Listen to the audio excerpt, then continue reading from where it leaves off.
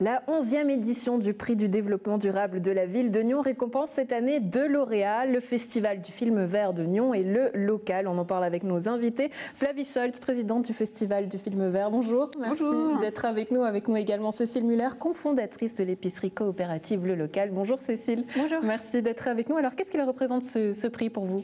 Alors, hormis un soutien financier non négligeable, c'est surtout une grande marque de reconnaissance pour le travail investi durant les 4 dernières années. Et surtout, je peux dire une très grande fierté, je pense, pour tous les membres du local. Et c'est aussi une validation, disons, de la pertinence de notre projet. Même question, avant d'en parler un peu plus et revenir justement sur votre coopérative, même question pour vous, Flavie. Qu'est-ce qu'il représente pour vous, pour le festival, ce prix ? Alors ce prix, c'est la reconnaissance de 15 ans de festival, enfin bientôt 15 ans, puisqu'on va faire l'édition 2021 sera la 15e. Donc c'est 15 ans de festival et surtout une cinquantaine de bénévoles. Nous, on travaille, on présente des documentaires de haute qualité, on en présente tous les ans une douzaine, donc derrière il y a un énorme travail de programmation. C'est aussi tout le choix des intervenants. Et ça, pour nous, avoir le prix développement durable, c'est vraiment une reconnaissance de tout ce travail qui est fait par les bénévoles. C'est surtout votre démarche Passe à l'acte qui a été saluée. Qu'est-ce que c'est ? Tout à fait. Alors, la démarche Place à l'acte, c'est tout ce qui entoure le festival. Ça veut dire qu'on a vraiment ce qu'on présente au public, ce sont les documentaires qui font réfléchir, qui amènent un débat. Et on voulait en fait continuer ce débat, continuer la réflexion autour d'un grand forum qu'on a appelé le Place à l'acte. Alors ce forum, c'est bien évidemment, comme d'habitude, donc la cafétéria et puis des stands d'associations, mais c'est aussi, et ça c'est ce qu'on a développé depuis quelques années, plein de propositions en fait pour passer à l'acte. Donc ne pas rester après un film un peu désuet et désemparé, mais proposer des solutions. À votre avis, est-ce que justement ça a permis la place à d'autres associations ou coopératives comme le local par exemple, ou en tout cas un engouement des Nyonnais pour ce genre de coopérative? Alors j'espère, c'est sûr que le local qui est un de nos partenaires depuis 3 ans, il participe donc au forum après le festival, les documentaires. Donc ils ont leur stand aux côtés de Demain la Côte, Pro Vélo également, Pro Natura, etc. Tous les acteurs du développement durable. On a également proposé des ateliers.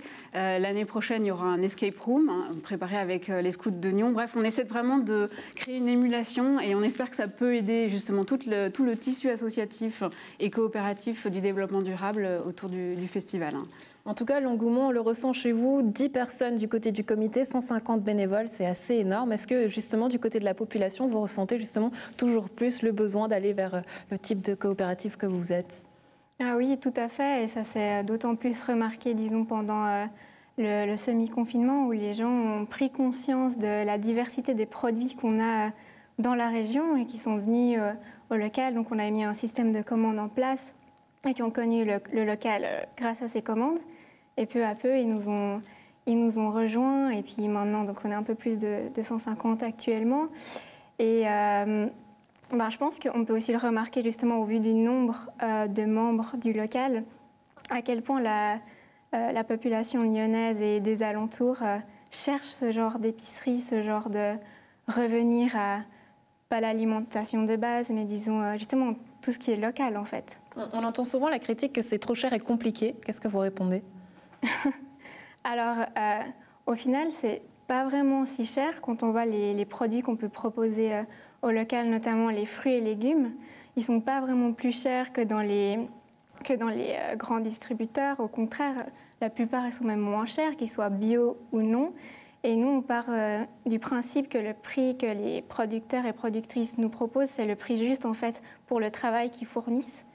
Donc au local, aussi grâce à l'engagement des bénévoles qu'on a, on peut réduire la marge sur nos produits, ce qui fait qu'au final, c'est pas si cher. Alors évidemment, Nyon devrait prendre exemple sur vous. Est-ce que vous avez peut-être des conseils à donner à la ville de Nyon pour être toujours plus durable, Flavie Scholz ? Des conseils, c'est difficile. Nyon agit déjà beaucoup. On a un plan climat qui est vraiment très bien ficelé, qui a été voté cette année, qui s'appelle Nyon s'engage. J'invite tout le monde à aller voir ce qu'il y a à l'intérieur de ce plan.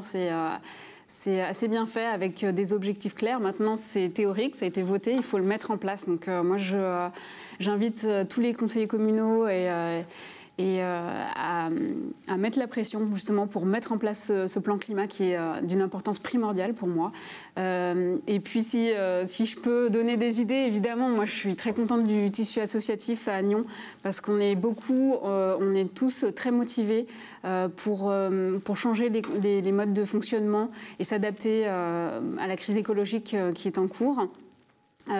Pour cela, on a des aides. On a notamment une maison de quartier qui est dédiée aux associations du développement durable. La Villa à Nyon. La Villa à Nyon, qui est rue des Marchandises en face de la ludothèque. C'est un lieu qui est extraordinaire parce qu'à la fois, on se retrouve entre associations, on s'entraide. C'est aussi un endroit où on peut se retrouver et on crée des liens. Donc ça, c'est très important. Moi, j'invite tous les Nyonnais à aller à notre rencontre justement parce qu'on cherche des bénévoles. On a toujours besoin de bénévoles. Moi, là, je suis pendant ma pause de midi de boulot. Donc, vraiment, évidemment, c'est un engagement, c'est difficile. Mais je pense que tu dirais la même chose que moi. On a énormément de reconnaissance personnelle. Moi, je suis très contente de ce qu'on fait avec les bénévoles. Et voilà, donc si Nyon peut faire quelque chose, ce serait vraiment nous donner encore plus de moyens pour développer ce tissu associatif et mettre en valeur ce qui est fait. Ouais, Cécile Muller, j'imagine que ça résonne chez vous. Une ville durable, ça passerait par plus de jardins à disposition peut-être? Ah oui, tout à fait. D'ailleurs, je crois qu'il y a un potager typiquement de Nyon qui est en cours où il y aurait aussi besoin de bénévoles. Donc pourquoi pas que, si on peut dire ça comme ça, la ville puisse mettre plus de visibilité, plus de lumière sur toutes ces associations qui mettent en avant le respect de l'environnement et sur la même ligne de l'humain aussi. Aussi, pourquoi pas, nous on est en train de regarder avec le local de pouvoir mettre un frigo communautaire à l'extérieur pour éviter le gaspillage alimentaire. Les 5 000 francs seraient utilisés comme ça ou pour autre chose encore, d'autres projets? Entre autres, pourquoi pas pour ça, mais également, oui, d'autres projets permettre... donc là, on est en collaboration avec une association qui s'appelle Suspendu, qui permet... donc les personnes peuvent payer des dons suspendus et les gens peuvent les utiliser au local, donc des gens qui sont en situation précaire.